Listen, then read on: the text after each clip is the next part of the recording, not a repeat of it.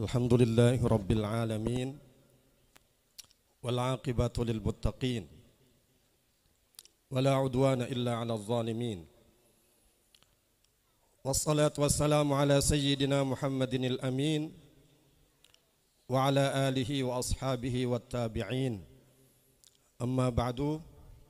Puji syukur mari kita sampaikan kepada Allah subhanahu wa ta'ala, karena sampai detik ini Allah masih mempercayakan nafas untuk bisa kita tarik dan kita hembuskan, yang menandakan bahwa kita masih hidup.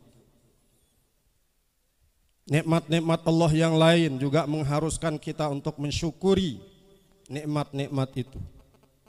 Dan mudah-mudahan kesyukuran ini tetap bisa kita jalankan sebagai bentuk pengabdian kita kepada Allah Subhanahu wa taala. Anak-anakku, para santriwati Yayasan Pendidikan Pondok Pesantren Khusus Putri Al-Halimi yang saya sayangi. Ini kata-kata yang kalian tunggu itu. Kata-kata yang kalian tunggu-tunggu dari saya.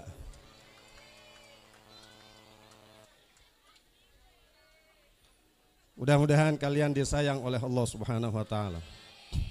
Mudah-mudahan kita terus diberi kesehatan oleh Allah Subhanahu wa taala untuk memikirkan bagaimana generasi ke depan, terutama kaum wanita yang saat ini banyak dijadikan sebagai objek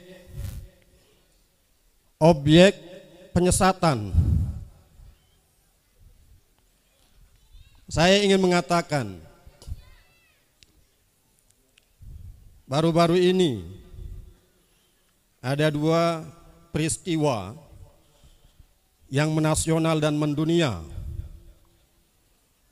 Yang menasional adalah peristiwa menikahnya seorang muslimah dengan seorang Katolik di gereja. Dan dengan bangga dia memposting pernikahannya itu dan diketahui dan menjadi berita yang viral, sehingga menimbulkan perdebatan di kalangan orang-orang. Kalau para ulama insya Allah tidak ada yang membenarkan pernikahan itu. Orang-orang liberal yang mencoba untuk mengaitkan itu dengan apa yang terjadi pada salah seorang putri Rasulullah SAW, yaitu Zainab binti Rasulullah SAW, yang dinikahkan oleh Rasulullah SAW dengan Abul As, yang pada saat itu beliau masih kafir. Ini yang dijadikan sebagai dalil untuk membenarkan bolehnya pernikahan seorang muslimah dengan seorang yang kafir. Padahal apa yang dilakukan oleh Rasulullah SAW menikahkan putri beliau Zainab radhiyallahu anha dengan Abul As itu dilakukan sebelum turunnya perintah tidak bolehnya orang tua menikahkan putrinya yang muslimah dengan seorang yang musyrik.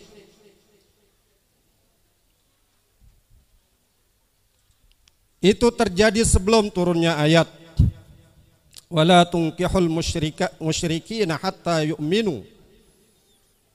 Jangan kalian nikahkan anak-anak perempuan kalian dengan laki-laki musyrikin sampai mereka beriman. Wala abdum mu'minun khairum min musyrikin walau a'jabakum. Sungguh seorang budak yang beriman lebih baik dari seorang laki-laki yang musyrik, sekalipun dia membuat kalian kagum dengan ketampanannya, dengan hartanya. Seorang budak yang beriman jauh lebih baik dari seorang laki-laki yang musyrik. Inilah yang menegaskan tidak bolehnya seorang muslimah menikah dengan seorang yang kafir, seorang laki-laki kafir ataupun musyrik. Ini peristiwa pertama yang menasional dan mungkin mendunia. Kemudian yang kedua, peristiwa yang terjadi di Mandalika. Objeknya juga seorang wanita, Rara itu.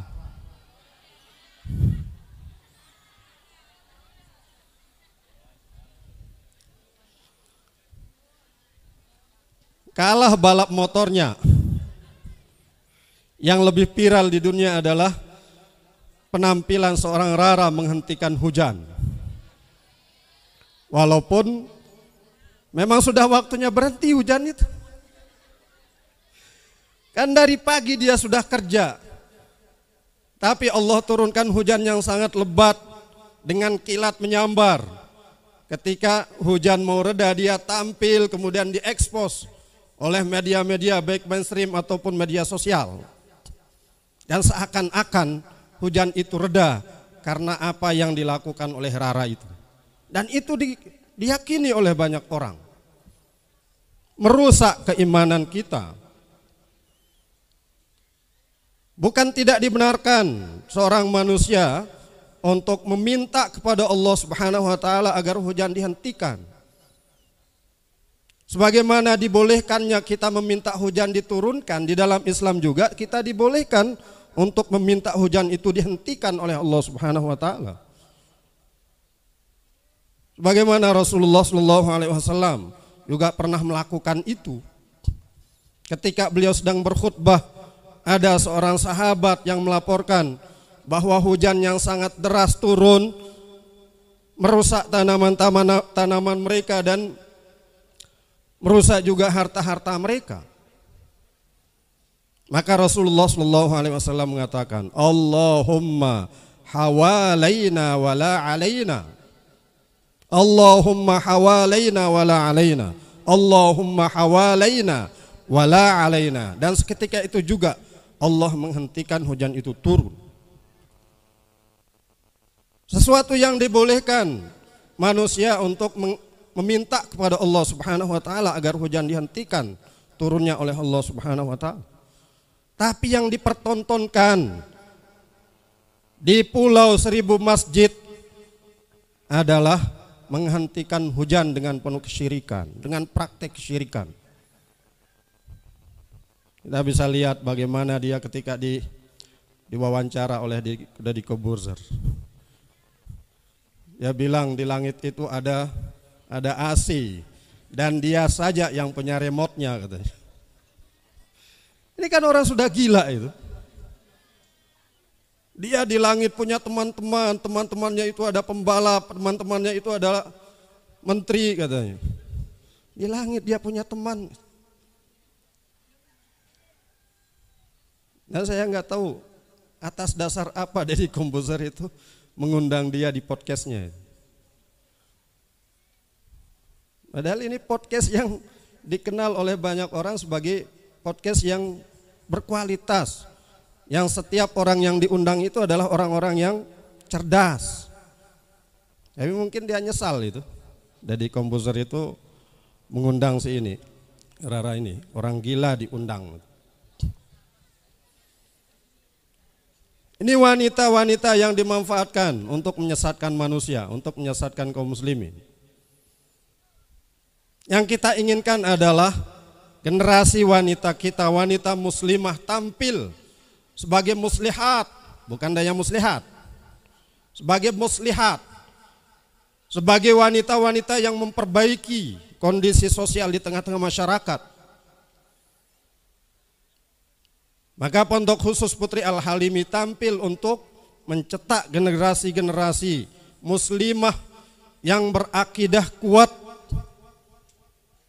yang bersyariat baik sesuai yang diajarkan oleh Rasulullah SAW dan para sahabatnya. Saya ingin mengatakan, dulu pernah Syekh Yasir ketika hadir di sini, beliau menyampaikan bahwa ada orang tua yang menyampaikan kepada pengurus pondok yang beliau pimpin, kenapa sih harus dipondokkan anak-anak itu? Kan sama saja, dipondokkan atau tidak dipondokkan, mereka dapat ilmu. Maka beliau menjelaskan, kalau tidak dipondokkan, memang mereka dapat ilmu, tapi mereka tidak dapat pendidikan. Sesuatu yang bisa mereka dapatkan di pondok, selain ilmu, selain pengetahuan, mereka juga mendapatkan pendidikan kehidupan, pendidikan bagaimana cara beribadah, menjaga waktu ibadah. Dan itulah yang ingin saya sampaikan kepada para wali santriwati, ibu-ibu dan bapak-bapak. Selama 6 tahun putri-putri bapak ibu dididik di sini untuk menjaga bagaimana waktu sholatnya, melaksanakan sholat tepat waktu dan secara berjamaah. Kewajiban-kewajibannya kepada Allah Subhanahu wa taala, kewajibannya kepada para guru, para ustazah. Mereka dididik untuk menjaga kewajiban-kewajiban itu. Dan tidak hanya itu, amalan-amalan sunnah mereka pun dididik untuk melaksanakannya. Puasa sunnah Senin Kamis. Sampai kemarin kan ada hari Kamis itu hari nyepi. Ada yang nanya, Ustaz, boleh enggak puasa sunnah? Ini kan hari nyepi katanya. Ya apa hubungannya kamu dengan orang Bali yang nyepi itu? Kalau puasa ya puasa aja. Itu kelas berapa kemarin yang nanya saya? Kelas 6. Perdempas ya. Kita ingin para guru-guru kalian, para tuan guru kalian ingin supaya kalian menjadi seorang muslimah seperti yang diinginkan dan juga sangat diinginkan oleh para orang tua. Muslimah di zaman Khalifah Umar bin Khattab radhiyallahu anhu. Sedikit saja. Di kebiasaan Khalifah Umar bin Khattab radhiyallahu anhu itu kan melakukan belusukan, tapi di malam hari dan tidak ada kamera. Berdua saja. Bahkan sering beliau melakukan belusukan di malam hari itu sendiri untuk mengetahui kondisi kaum muslimin yang beliau pimpin. Di suatu malam ketika beliau melakukan belusukan itu, beliau mendengar sebuah percakapan antara seorang ibu dan putrinya. Ibu ini memerintahkan kepada putrinya, "Nak, coba kamu campur, kamu oplos susu ini dengan air supaya kita bisa menjual susu dalam jumlah yang banyak, tapi yang sudah dioplos, supaya kita dapat keuntungan yang banyak." Anaknya bilang, "Saya nggak berani, Bu. Saya tidak mau." "Apa yang kamu takutkan? Kenapa kamu tidak mau?" "Tidak ada yang mengetahui kita mengoplos susu ini. Saya tidak berani." "Kamu takut kepada Umar? Umar tidak ada di sini. Dia tidak sedang mengawasi kita. Siapa yang kamu takutkan?" "Saya tidak takut kepada Umar, tapi yang saya takutkan adalah Tuhannya Umar, Allah Subhanahu wa ta'ala." Mendengar hal ini, Sayyidina Umar kemudian langsung pulang, mengumpulkan putra-putranya dan bermusyawarah dengan mereka, bertanya kepada mereka, siapa yang mau menikah malam ini. Maka angkat tanganlah salah seorang putra beliau yang namanya Asim. Bukan Hashim, Asim. Beliau yang angkat tangan dan bersedia untuk dinikahkan malam. Langsung dibawa ke rumah wanita itu dan dinikahkan dengan wanita yang menurut Sayyidina Umar ini wanita yang sangat mulia karena memiliki keyakinan terhadap Allah Subhanahu wa taala yang sangat kuat, merasa diawasi oleh Allah Subhanahu wa taala, dan dia pun takut kepada Allah karena merasa diawasi oleh Allah Subhanahu wa taala itu. Dinikahkan dan lahirlah dari kedua pasangan ini seorang putri yang namanya Fatimah, yang kemudian dinikahkan dengan Abdul Aziz yang dari pasangan Abdul Aziz dan Fatimah inilah lahirlah seorang Umar bin Abdul Aziz yang dikenal di dalam sejarah sebagai pemimpin yang sangat adil. Sampai-sampai di bawah kepemimpinannya itu bukan hanya manusia yang merasakan keadilannya, tapi juga binatang-binatang. Diceritakan bahwa di masa kepemimpinan Umar bin Abdul Aziz ini, kebun binatang, sudah ada kebun binatang saat itu. Kebun binatang itu tidak ada yang binatangnya dikandangkan, semuanya dilepas bebas. Semua macam binatang, semua jenis binatang terlepas bebas. Dan tidak ada kekhawatiran binatang yang satu memangsa binatang yang lain. Para pengunjung pun heran, ini apa yang terjadi? Semua binatang yang ada di kebun binatang ini tidak ada yang dikandangkan dan semuanya dilepas bebas. Dan tidak ada satupun binatang yang memangsa yang lainnya. Serigala tidak mau memangsa kambing. Begitu juga singa, harimau tidak mau memangsa binatang yang lebih lemah. Maka oleh penjaga kebun binatang itu dikatakan karena mereka merasakan keadilan dari seorang Umar bin Abdul Aziz. Mereka sudah mendapatkan makanannya sendiri, makanannya sudah terpenuhi, sehingga tidak ada keinginan untuk memangsa sesamanya. Saat ini, jangankan binatang, manusia saja sampai memangsa sesamanya karena ketidakadilan yang dirasakan. Itulah Umar bin Abdul Aziz. Lahir dari seorang ibu yang ibunya adalah seorang wanita yang sangat kuat akidahnya kepada Allah Subhanahu wa taala. Jadi inilah yang diharapkan oleh guru-guru kalian. Kalian menjadi generasi-generasi muslimah yang kuat secara akidah dan baik secara muamalah dan sempurna di dalam akhlaknya. Dan kepada para orang tua, berikanlah kepercayaan kepada putri-putri Bapak Ibu untuk melanjutkan studinya dan untuk mengamalkan ilmunya. Jangan batasi mereka untuk mengamalkan ilmunya, untuk melanjutkan studinya. Persilahkan putri-putri Bapak Ibu untuk melanjutkan ke jenjang yang lebih tinggi. Berikanlah mereka kepercayaan untuk bisa meraih kesuksesan di masa depan. Karena tidak sedikit anak-anak yang memiliki kecerdasan tapi tidak mendapatkan kesuksesan karena tidak mendapatkan kepercayaan dari orang tuanya. Maka berikanlah kepercayaan kepada putri-putri Bapak Ibu untuk bisa meraih kesuksesan mereka di masa yang akan datang. Jangan batasi mereka untuk melanjutkan studinya ke jenjang yang lebih tinggi. Kita berharap ada dari santriwati atau alumni Putri Al-Halimi yang menjadi magister, yang menjadi master, yang menjadi doktor, yang menjadi profesor. Kita ingin hal itu bisa kalian raih di masa-masa yang akan datang, dan mudah-mudahan orang-orang tua kalian bisa mendukung cita-cita kalian untuk mendapatkan kesuksesan di tahun-tahun yang akan datang.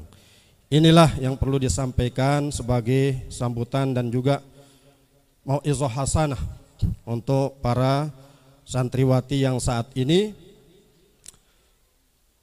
melaksanakan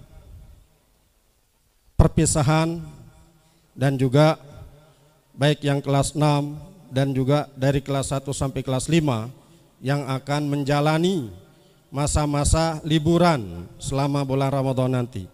Kalian ini adalah duta. Duta tidak hanya duta Al-Halimi, tapi duta Islam yang harus memperlihatkan bagaimana Islam itu yang sebenarnya. Karena banyak orang yang salah paham tentang Islam karena melihat apa yang diperlihatkan oleh kaum muslimin, sesuatu yang salah, dan itu menjadi dasar penilaian mereka bahwa Islam itu adalah agama yang tidak benar. Maka buktikan bahwa Islam itu mengajarkan sesuatu yang dibutuhkan oleh umat manusia secara keseluruhan, karena Islam itu rahmatan lil alamin. Mudah-mudahan apa yang disampaikan bermanfaat. Terima kasih dan mohon maaf. Wabillahi taufiq wal hidayah. Wassalamualaikum warahmatullahi wabarakatuh.